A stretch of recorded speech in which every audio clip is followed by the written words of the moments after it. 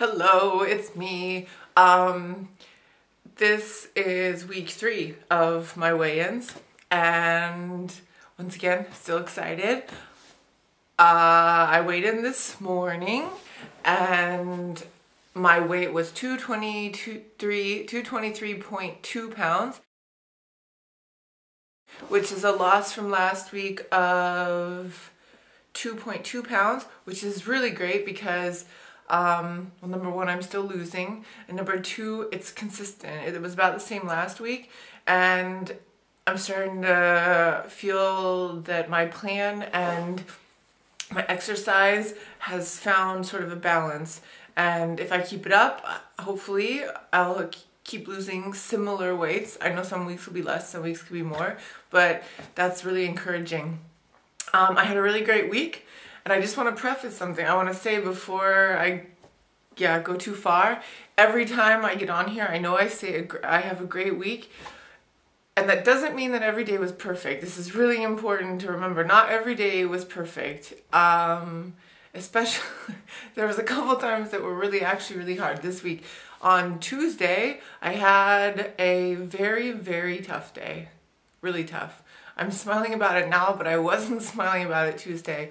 I felt like the world was against me. Nothing specific was going wrong, nothing bad, no one did anything, nothing like this. I just felt really, really out of control and really down, and it was just one of those days where you feel like you want to cry, and it just like you just can't get anywhere. And it also felt like I started questioning why I'm doing it. And all those negative feelings came inside of my head, and no matter how many times I told myself, Brianna, look at the big picture, look at where you're going, look at what you're trying to accomplish, the same answer kept popping up. What's the point? What is the point? And this is something that I know everybody's experienced, and this is a common dialogue that goes in my head, and I've been trying to get rid of it, and I have really, really lessened it, but on Tuesday it was very, very strong. And I don't know if anyone else do this, but I do this thing where if I don't get what I want or what I thought I was expecting, then I think I deserve to eat. And so after this hard day, I kept thinking, oh, you tried so hard to be good today, and you still feel like crap. So, you know what, what's the point? You deserve to eat some food. So I actually went to the store with plans to get something that wasn't on my plan, that was a reward or I don't know, something I deserved for being alive. I don't know. I don't know where I came up with the food as a reward plan, but so I got to the store and I couldn't decide what I wanted to basically completely destroy my diet. But I knew I was going to. I just kept telling myself that, oh, you're going to find something, you want to eat something. And I went, I think first I saw ice cream and I was like, oh, ice cream is a great idea. I looked at the ice cream, I looked at it. The ice cream I wanted didn't have the nutrition information on it. And so I felt a little out of control, more out of control than I already was. And so I put the ice cream back, I walked to the chips, and I looked at the chips and I said, oh, I want some chips.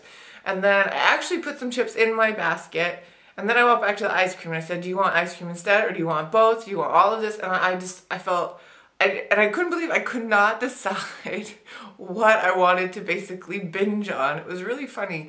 I spent an hour and a half standing in the store, going back and forth, probably looking like a complete psychopath, literally walking from frozen food to candy to chips and back again, putting things in my basket and taking them out until I eventually left the store with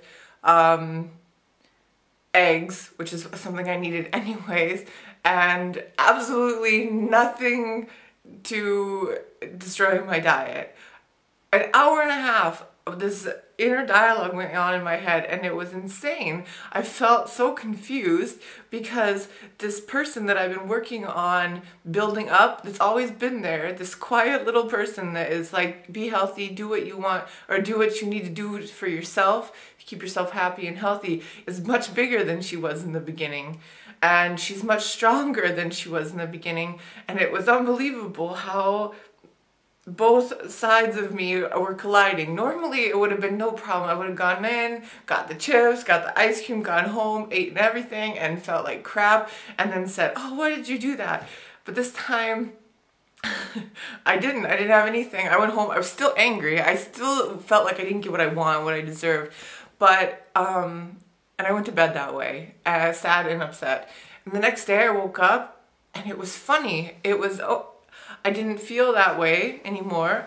Don't ask me why I felt that way in the first place, but I was thinking about the next day, and I've been thinking about Tuesday all week about where my mind was and how it got there. I don't know why, but it was such a good learning experience, and to see what that challenge was like, and how I coped with it and how I can cope with it in the future.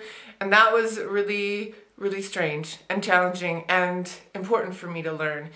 Now, so to the point is, when I say I had a great week, it was a great week for me. Not every day was perfect, but I got through it, and I did everything that I could my best, and I learned from it. And when I did make a mistake, I didn't fuss over it or fight over it. I moved on past it, and I used that to help me to understand this this change that I'm making in my life. Now, okay, that was my little spiel for the beginning. The second thing is last week I mentioned that I started 2 weeks ago running with this Couch to 5K plan, and I said I absolutely loved it. And this week would have been my second week, which means last Monday I started running 90 seconds and then 2 minutes, and I still love it. I absolutely love it. But I will say Monday, the 90 seconds was actually really hard. And I found all these negative thoughts coming up inside of my head when I started, because it was hard and I felt tired. I was like, the first thing I thought was, if you can't do this week, then how are you going to be able to do it next week? How are you going to be able to, because tomorrow, this beginning of next week, I'm going to have to run 3 minutes.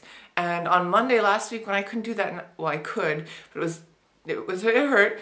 I told myself right the second that I couldn't do it, I said, you can't do this 3 minutes if you can't do 90 seconds. And I realized that I was already telling myself something I couldn't do, and I never even gave myself a chance. And I kept running for Monday, and then Wednesday I went back and I did it again, and it didn't hurt so bad. It was easier, but I didn't really take it into consideration at that point. But then yesterday I did it, and it felt like walking. 90 seconds of running felt like walking. I felt like I could have just gone, I don't know how long I could have gone, but I felt like I could have just gone for a long time. And I just realized that all of that negativity was for nothing. All of that telling myself that you can't do something way in the future was silly, and that is useless. It's pointless for us to decide. I mean, it's applicable to our weight loss, because it's silly for me to think, oh, Brianna, you have 100 pounds to lose. Why are you even trying? That's way too far. It's way too hard for you to do. You'll never get there. But then I lost 2 pounds this week without even thinking. And if I keep doing this one step at a time and not tell myself to stop because of something that looks too big to accomplish, I'll reach my goals, and I'll reach them before I know it. I'm excited to run tomorrow. I'm excited to see those 3 minutes. I'm excited to feel it hurting, because I know Wednesday it won't hurt so bad. Next Saturday it probably won't hurt at all. And then next Monday, when I have to run even longer, I'll be able to do it. And that's just how I have to keep thinking about my weight loss. I have to say, I'll lose 2 pounds this week. Next week I'll work just as hard and I'll lose some weight. And then I'll just keep going 1 pound at a time. And eventually I'll get there. And I'm not going to let that future problem tell me what I can and can't do today. That's all I have to say. So have a good week, and I'll be back next Sunday. See you.